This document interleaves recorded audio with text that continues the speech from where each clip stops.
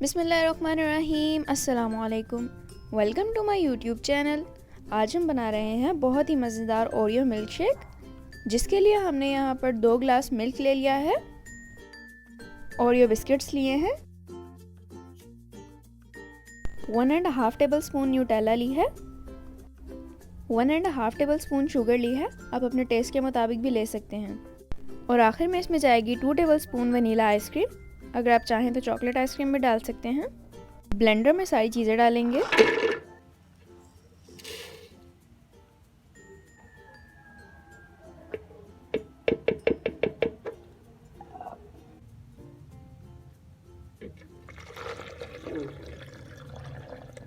अब इन सब चीज़ों को अच्छी तरह से ब्लेंड करेंगे।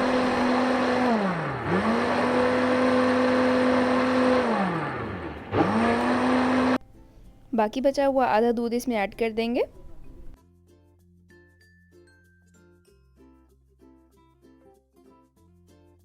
आइसक्रीम ऐड करेंगे।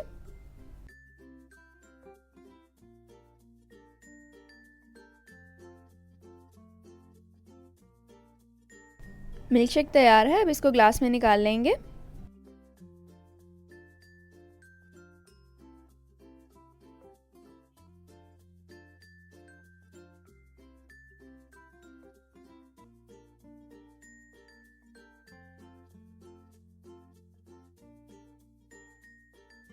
माशाल्लाह अल्हम्दुलिल्लाह बहुत ही ज़बरदस्त ओरियो मिल्क शेक तैयार है।